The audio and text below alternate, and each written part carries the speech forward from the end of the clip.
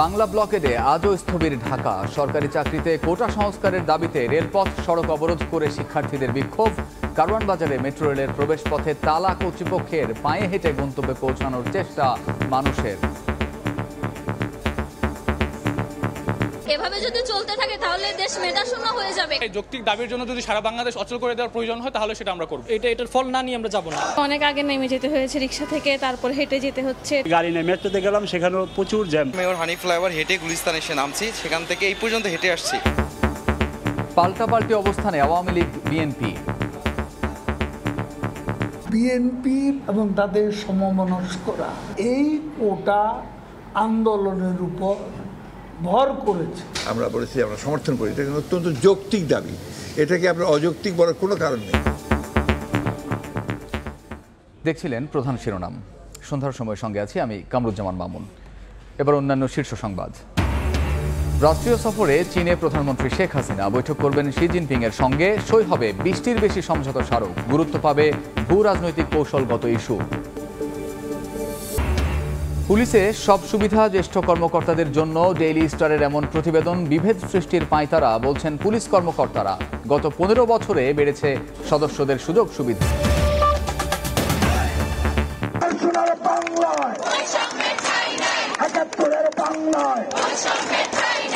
সময় যত গড়াচ্ছে শিক্ষার্থীদের কোটা বিরোধী আন্দোলন ততই যেন বেগবান হচ্ছে। শুধু রাজধানী নয়, সারা দেশে ছড়িয়ে পড়েছে কোটা বিরোধী আন্দোলন। এবং এই আন্দোলনে বিশেষত্ব হচ্ছে বাংলা ব্লকেজ, অর্থাৎ বাংলা ব্লকেজ নাম দিয়ে শিক্ষার্থীরা দেশের বিভিন্ন বড় বড় শহরের প্রধান প্রধান রাস্তা বা মোড় বন্ধ করে দিচ্ছে এবং রাজধানীতেও এই কার্যক্রম চলছে। সোমবার ঢাকা বিশ্ববিদ্যালয়ের কেন্দ্রীয় লাইব্রেরির সামনে থেকে শিক্ষার্থীরা জড়ো হন এবং ঢাকা বিশ্ববিদ্যালয়ের বিভিন্ন হল এবং ক্যাম্পাস প্রদক্ষিণ করে জড়ো হয় শিক্ষার্থীরা মূলত শাহবাগ মোড়ে। এবং শাহবাগ মোড়ে একটি অংশের শিক্ষার্থীরা অবস্থান নেয় এবং অন্যান্য শিক্ষার্থীরা চলে যায় বাংলা মোটর, কারওয়ান বাজার এবং ফার্মগেট এলাকায়। শুধু এই শাহবাগ মোড়, বাংলা মোটর কিংবা কারওয়ান বাজারে নয়, ঢাকা শহরের আরো বড় বড় যে মোড়গুলো রয়েছে সেই মোড়গুলোতেও শিক্ষার্থীরা অবস্থান নিয়েছে। কোটা বাতিল না হলে মেধাবীরা তাদের যোগ্যতা অনুযায়ী চাকরি পাবে না এবং এভাবে যদি চলতে থাকে তাহলে দেশ মেধাশূন্য হয়ে যাবে। এক দফা এক দাবি, আমরা প্রতিবন্ধী কোটা ছাড়া কোনো কোটা চাচ্ছি না। আমাদের এক দফা দাবি যতদিন না পর্যন্ত আদায় হবে আমরা রাজপথ ছাড়বো না। যদি সরকার থেকে বলা হয় যে 18 পরিপত্র বহাল হবে, হাইকোর্ট থেকে যদি বলা হয় তাহলে আমরা আমাদের কর্মসূচি উইথড্র করব। চানখারপুরে আছেন সহকর্মী তোহা খান তামিম, সেখানকার খবর জানবো তামিমের কাছ থেকে।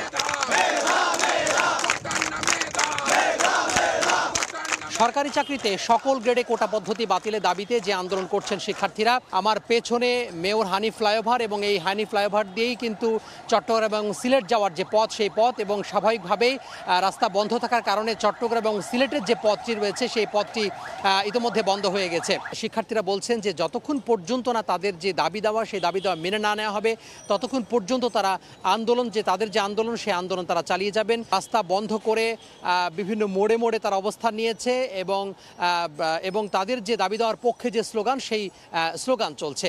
আমাদের যৌক্তিক দাবি, আমরা এই যৌক্তিক দাবির জন্য যদি সারা বাংলাদেশ অচল করে দেওয়ার প্রয়োজন হয় তাহলে সেটা আমরা করব। আমরা মাটি থাকবো, আমরা আন্দোলন এটার ফল না নিয়ে আমরা যাব না। রাজধানীর সায়েন্স ল্যাবের খবর জানবো সহকর্মী ধ্রুব ব্যানার্জির কাছ থেকে।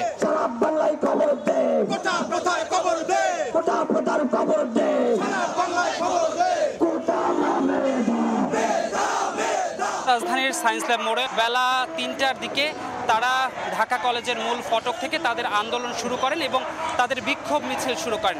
প্রথমে বিক্ষোভ মিছিলটি সায়েন্স ল্যাব হয়ে এরপর নীলক্ষেত হয়ে ইডেন কলেজের সামনে যেতেই ইডেন কলেজের যে শিক্ষার্থীরা রয়েছেন তারা তাদের সঙ্গে যোগ হন এবং এরপরই তারা ইডেন কলেজের সামনে থেকে আবারও ঢাকা কলেজের সামনে দিয়ে এসে এই সায়েন্স ল্যাব মোড়ে এসে জড়ো হন এবং এ সময় তারা রাস্তার যে দুপাশের গাড়ি অর্থাৎ যানবাহন সবকিছুই আটকে দেন। কোটার পার্সেন্টেজ রাখছে, এটা চরম সীমায় পৌঁছে গেছে। আমাদের মেধাবীর এখানে কোনোই মূল্য নাই। যেখানে সংখ্যাগরিষ্ঠ স্টুডেন্ট চাই মেধাবীরা উচ্চ পর্যায়ে যাক, মেধাবীরা মেধার ভিত্তিতে চাকরি পাক, সেখানে এরকম বৈষম্যমূলক আচরণ আমরা কেন মেনে নিব? এই ছিল রাজধানীর সায়েন্স ল্যাব থেকে আমার কাছে সর্বশেষ। ধ্রুব ব্যানার্জি, সময় সংবাদ, ঢাকা। এদিকে কোটা আন্দোলনকারীদের সড়ক অবরোধে স্থবির ঢাকা। তীব্র যানজটে রাস্তায় ঘন্টার পর ঘন্টা নাকাল সাধারণ মানুষ। যাত্রীর অতিরিক্ত চাপে কারওয়ানবাজারে মেট্রো স্টেশনের প্রবেশ পথে দেয়া হয়েছে তালা। এই মুহূর্তে কারওয়ানবাজারে আছেন সহকর্মী আলামিন তুষার। সরাসরি যাচ্ছি তার কাছে। যেমনটা দেখা যাচ্ছে আসলে ছাত্রদের যে বাংলা ব্লকেট তার কিন্তু একটা প্রচণ্ড রকম প্রভাব যেমন সড়কে পড়েছে, যেহেতু রাজধানীর গুরুত্বপূর্ণ পয়েন্টগুলোকে তারা অবরোধ করে রেখেছেন, তার কিন্তু একটা গুরুত্বপূর্ণ অন্যরকম একটা চাপ কিন্তু মেট্রো রেলেও দেখা দিয়েছে। গেল দিন যে আসলে যেমনটা দেখা গিয়েছিল যে মেট্রো রেলে একদম উপচে পড়া ভিড়, সে তেমনটা আসলে গতকালকের থেকে কিছুটা ভিড় কম হলেও কিন্তু তেমন একটা ভিড় কম নয়। একক যাত্রার টিকিটের ক্ষেত্রে কিন্তু গতকালকের মতো বেশ ভিড় দেখা যাচ্ছে। তবে গতকাল যেরকম বিশৃঙ্খল একটা পরিস্থিতি তৈরি হয়েছিল, সেই জায়গা থেকে আজকের কিন্তু পরিস্থিতিটা অনেকটাই সুশৃঙ্খল। সেটা সুশৃঙ্খল করার জন্য মেট্রো কর্তৃপক্ষের কাছ থেকে কিন্তু আমরা এখন যেখানটায় অবস্থান করছি কারওয়ানবাজার মেট্রো স্টেশন, সেখানে কিন্তু যে বিভিন্ন গেটগুলো রয়েছে তার মধ্যে বেশিরভাগ গেট কিন্তু বন্ধ রাখা হয়েছে, মাত্র একটি গেট কিন্তু খোলা রাখা হয়েছে এবং সেই জায়গা থেকেই কিন্তু যারা যাত্রীরা রয়েছেন তারা কিন্তু উঠছেন এবং মেট্রো রেলে তারা তাদের ভ্রমণের জন্য আসছেন। এবং আমরা আরেকটা জিনিস খেয়াল করেছি যে এই যে মতিঝিল থেকে উত্তরার যে রুটটা, যেখানে আসলে মেট্রো রেল কাছাকাছি, সেখানকার যারা যাত্রী রয়েছেন সড়কের, তারাও কিন্তু আসলে আমরা যখন নিচে ছিলাম সড়কে যখন আমরা দেখছিলাম তখন কিন্তু দেখেছি যে প্রতিটা গাড়ি আসলে খালি, যার আসলে একদমই কিছু করার নেই তেমন মানুষ ছাড়া কিন্তু প্রত্যেক যাত্রী কিন্তু সাধারণ মানুষরা কিন্তু নেমে গেছেন। তারা কিন্তু চেষ্টা করেছেন যে আসলে তারা মেট্রো রেল ব্যবহার করে যদি দ্রুত সময় তাদের গন্তব্যে পৌঁছে যেতে পারেন। এবং মেট্রো রেলে আমরা আরেকটি জিনিস যেটি খেয়াল করেছি যে সেটা আসলে সাধারণত মেট্রো রেলের টিকিট বিক্রির লাইন কিন্তু আমরা দেখেছি যে তৃতীয় তলায়, অর্থাৎ যেখানে আমাদের মূল প্ল্যাটফর্ম তার আগের তলায় সেখানে কিন্তু আসলে ভিড়টা বেশি থাকে। তবে আজ অন্যরকম একটি চিত্র দেখা গেছে, সেই লাইনটা কিন্তু আসলে দীর্ঘ হতে হতে একদম চলে গিয়েছে তারপরের তলায়, তার নিচ তলায় পর্যন্ত। এবং আমরা দেখেছি যে এখানকার যারা সাধারণ যাত্রী আছেন তারা কিন্তু বারবার বিভিন্ন ধরনের অভিযোগ করছেন যে অনেক সময় যারা নতুন ব্যবহারকারী রয়েছেন, যারা নতুন টিকিট কিনতে যাচ্ছেন, তারা যেমন নানান কারণে কিন্তু কিছুটা ভুল করে ফেলছেন। সেই জায়গা থেকে কিন্তু অনেকেই কিছুটা ঝামেলার মধ্যে পড়ছেন এবং অনেক ক্ষেত্রেই দেখা যাচ্ছে যে তারা মেশিনকে কিন্তু আসলে অকার্যকর করে ফেলছেন। তখন কিন্তু একটা আলাদা রকম ভোগান্তি তাদের এখানেও পড়তে হচ্ছে। বলাই যায় যে সড়কের যে যানজট, তেমনি একটা জট কিন্তু আসলে মেট্রো রেলের এখানেও যাত্রীদের মধ্যে দেখা যাচ্ছে। এই ছিল এখান থেকে আমার কাছে সবশেষ। মেট্রো স্টেশন থেকে যোগ দিয়েছিলেন সহকর্মী আলামিন তুষার। কোটা আন্দোলন নিয়ে পাল্টাপাল্টি অবস্থানে আওয়ামী লীগ ও বিএনপি ও সমমনারা কোটা আন্দোলনের উপর প্রকাশ্যে ভর করেছে বলে মন্তব্য করেন ওবায়দুল কাদের। শিক্ষার্থীদের আন্দোলনে বিএনপি ইন্ধন দিচ্ছে না, আন্দোলন যৌক্তিক বলে মন্তব্য করেছেন দলটির মহাসচিব মির্জা ফখরুল ইসলাম আলমগীর। উচ্চ আদালতের রায় না হওয়া পর্যন্ত আমাদের অপেক্ষা করতে এবং কোনো প্রকার রাস্তাঘাট বন্ধ করে মানুষের দুর্ভোগ সৃষ্টি পরিহার করা উচিত। বিএনপি এবং তাদের সমমনস্করা এই কোটা আন্দোলনের উপর ভর করেছে। দেশের যে মূল সমস্যাটা সেটাকে ডাইভার্ট করার জন্য এই ধরনের আন্দোলনকে তৈরি করা হচ্ছে, এটা আমরা একদিক থেকে দেখি। তো ছেলেদের যে দাবি, এই দাবি কিন্তু আমরা বলেছি আমরা সমর্থন করি। এটা অত্যন্ত যৌক্তিক দাবি, এটাকে আপনার অযৌক্তিক বলার কোনো কারণ নেই। 4 দিনের রাষ্ট্রীয় সফরে চীন পৌঁছেছেন প্রধানমন্ত্রী শেখ হাসিনা। প্রধানমন্ত্রীর সফরসঙ্গী মন্ত্রিপরিষদের সদস্যরা জানাচ্ছেন, এবারের সফরে বাণিজ্য ঘাটতি কমানোই অন্যতম বড় লক্ষ্য বাংলাদেশের। ভূ রাজনৈতিক কৌশলগত ইস্যুতেও এবারের বেইজিং সফরকে তাৎপর্যপূর্ণ বলছেন নীতি নির্ধারকরা। বেইজিং থেকে প্রধানমন্ত্রীর সফরের বিস্তারিত জানাচ্ছেন ফারুক ভুইয়া রবিন। চীনা প্রেসিডেন্ট শি জিনপিংয়ের আমন্ত্রণে 4 দিনের রাষ্ট্রীয় সফরে প্রধানমন্ত্রী শেখ হাসিনা এখন চীনের রাজধানী বেইজিংয়ে। বিমান বাংলাদেশ এয়ারলাইন্সের বিশেষ ফ্লাইট সোনারতরী যখন প্রধানমন্ত্রীকে নিয়ে চীনে অবতরণ করে, তখন সেখানে সময় বিকেল 6টা 5 মিনিট। বেইজিং ক্যাপিটাল ইন্টারন্যাশনাল এয়ারপোর্টে প্রধানমন্ত্রীকে স্বাগত জানান দেশটির সরকারি উচ্চ পর্যায়ের প্রতিনিধি এবং চীনে নিযুক্ত বাংলাদেশের রাষ্ট্রদূত। এ সময় স্ট্যাটিক গার্ড সম্মান জানানো হয় অতিথি প্রধানমন্ত্রী শেখ হাসিনাকে। সফরে প্রধানমন্ত্রী থাকবেন বেজিংয়ের দ্য সেন্ট রেজিস হোটেলে। বিমানবন্দর থেকে সরাসরি হোটেলে পৌঁছান প্রধানমন্ত্রী। তার আগমনে উচ্ছ্বসিত সেখানে বসবাসরত প্রবাসী বাংলাদেশিরা। জননেত্রী শেখ হাসিনা আজকে ক্ষমতা আসার পরে বাংলাদেশ চায়নার সাথে যে সম্পর্ক করে বাংলাদেশের বেকার সমস্যা এবং উন্নয়ন সারা বিশ্বে প্রমাণ করে দিচ্ছে।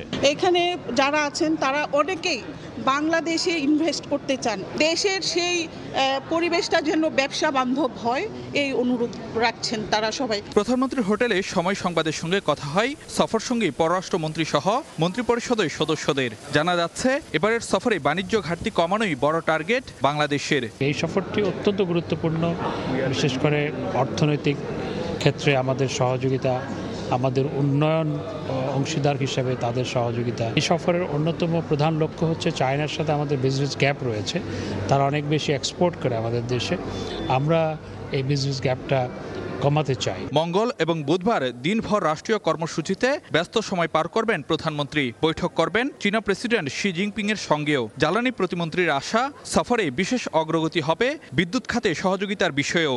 SPM প্রজেক্ট, এটা চায়নার G2G প্রজেক্ট, এটা ডিক্লারেশন হবে কারণ এটা ফিনিশ হয়ে গেছে। আমাদের চায়নার পাওয়ার প্ল্যান্ট আছে, সেগুলোরও ডিক্লারেশন হবে।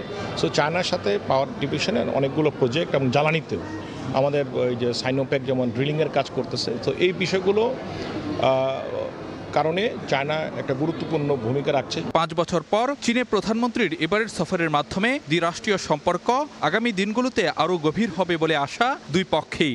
2016 সালে চীনের প্রেসিডেন্ট শি জিনপিং এর বাংলাদেশ সফরের মধ্য দিয়ে বাংলাদেশ ও চীনের মধ্যে যে সম্পর্কের নতুন ধারার সূচনা হয়েছিল তার প্রতিফলন পরবর্তীতে দেখা যায় বাংলাদেশের বড় বড় ধরনের প্রকল্প বাস্তবায়নে চীনের সহযোগিতায়। আর প্রধানমন্ত্রী শেখ হাসিনার এবারের বেজিং সফরের মধ্য দিয়ে সেই সম্পর্ক আরও এগিয়ে নেবে এমনটি মনে করেন দুদেশের নীতি নির্ধারকরা। ফারুক ভিয়া, রবিন, সময় সংবাদ, বেজিং, চীন। পুলিশের সব সুবিধা জ্যেষ্ঠ কর্মকর্তাদের, এমন শিরোনামে সম্প্রতি ইংরেজি দৈনিক দি ডেইলি স্টারে প্রকাশিত প্রতিবেদন বিভেদ ছড়ানোর কৌশল বলে দাবি করেছেন কর্মকর্তারা। স্বরাষ্ট্র সচিবের দাবি, গত 15 বছরে আমূল বদলে গেছে বাংলাদেশ পুলিশ। কনস্টেবল থেকে শুরু করে বেড়েছে সবারই সুযোগ সুবিধা। তাই ক্যাডারদের চেয়ে নন ক্যাডার কর্মীরা কম সুবিধা পান এমন অভিযোগ সত্য নয়। সুমন আহমেদের ছবিতে আতিকুর রহমান তমালের রিপোর্ট। গত কয়েক বছরে বহরে যুক্ত হয়েছে নৌ পুলিশ, শিল্প পুলিশ, হাইওয়ে পুলিশ, জঙ্গি দমনে বিশেষায়িত কয়েকটি ইউনিট, বেশ কয়েকটি নতুন রেঞ্জ এবং মেট্রোপলিটন পুলিশ। একজন ওসির জায়গায় এখন থানাগুলোতে দায়িত্ব পালন করেন 3 জন অফিসার ইনচার্জ। 2009 সালেও মাত্র 1 লাখ জনবলের এই বহরে এখন মোট সদস্য 2,14,000। পুরো বাহিনীতে বিসিএস ক্যাডার পদে অফিসার 3,124 জন, বাকি 2,11,000 নন ক্যাডার কর্মকর্তা কর্মচারী। মেধা, যোগ্যতা এবং স্বচ্ছতা নিশ্চিতের লক্ষ্যে 2020 সাল থেকে বিভাগীয় পদোন্নতি পরীক্ষা ডিজিটালাইজ করা হয়েছে বাহিনীতে। অর্থাৎ যিনি বয়স এবং যোগ্যতা এগিয়ে তিনি আগে পদোন্নতি পাবেন। বাহিনীটি মনে করে কনস্টেবল থেকে শুরু করে সর্বোচ্চ পর্যায়ে সবাই এক পরিবারের সদস্য, যে কারণে কনস্টেবলরা যে মান ও পরিমাণের রেশন পান একই মান ও পরিমাণের রেশন পান আইজিপিও। যদিও সম্প্রতি ইংরেজি দৈনিক দ্য ডেইলি স্টার তাদের বাংলা সংস্করণে সংবাদ প্রকাশ করে পুলিশে সব সুবিধা সিনিয়র অফিসারদের জন্য। সদর দফতরের একাধিক কর্মকর্তা মনে করেন এটি উদ্দেশ্যমূলক এবং উস্কানিমূলক রিপোর্ট। যখন একটি বেতন স্কেল দেওয়া হয় তখন প্রজাতন্ত্রের সকল কর্মচারীদেরকে একত্রে দেওয়া হয়। সুতরাং বাংলাদেশ পুলিশে যারা আছেন cadre service, non cadre service বা কনস্টেবল, তারা কিন্তু বাংলাদেশের যে প্রচলিত আইন, সরকারি কর্মচারী আইন 2018 অনুযায়ী যে যে সুযোগ সুবিধা পাওয়া সেটাই তারা পায়। এক্ষেত্রে কারোর জন্য কম বেশি কিন্তু কোনো সুযোগ সুবিধা থাকে না। এখন পদোন্নতির ক্ষেত্রে অনেক সময় দেখা যায় একজন কনস্টেবল কিন্তু একজন এডিশনাল এসপি পর্যন্ত পদোন্নতি অবসরে যাওয়ার সুযোগ রয়েছে, কিন্তু সে যদি নিজেকে ওইভাবে গড়ে না তোলে তাহলে আমরা তাকে পদোন্নতির ধাপে টেনে আনতে পারি না। এসপি যারা ক্যাডার সার্ভিসে তাদের সংখ্যা তাদের তুলনায় কম, এই কারণে অনেকের দৃষ্টিতে মনে হতে পারে তারা খুব বেশি সুযোগ সুবিধা পাচ্ছে। এখানে আইনের বাইরে কাউকে কোনো সুযোগ সুবিধা দেওয়ার সুযোগ নেই। সাবেক আইজি বলছেন বাহিনীতে নিম্ন পদে যারা আছেন কেবল তারাই ঝুঁকি ভাতা পান। সেই হিসেব করলে উঁচু পদের তুলনায় তাদের সুবিধাও কম নয়। নতুন পে স্কেল 2015 সালে দেওয়া হলো, সেখানে পুলিশও সেটা পেয়েছে। পুলিশের ঝুঁকি ভাতা আছে, তদন্ত করতে তদন্তকারী কর্মকর্তারা কিছু তদন্ত ব্যয় সেটাও পেয়েছে, অতীতে ছিল না। দেখছেন সন্ধ্যার সময়। ক্রিকেটের খবর। জানা গেল 2025 চ্যাম্পিয়ন্স ট্রফির প্রস্তাবিত সূচি। চ্যাম্পিয়ন্স ট্রফির মধ্য দিয়ে 29 বছরের অপেক্ষার অবসান ঘটতে যাচ্ছে পাকিস্তানের। আসরটি অনুষ্ঠিত হওয়ার কথা 19 ফেব্রুয়ারি থেকে 9 মার্চ পর্যন্ত। এই ছিল সন্ধ্যার সময়, সঙ্গে থাকুন সময়ের।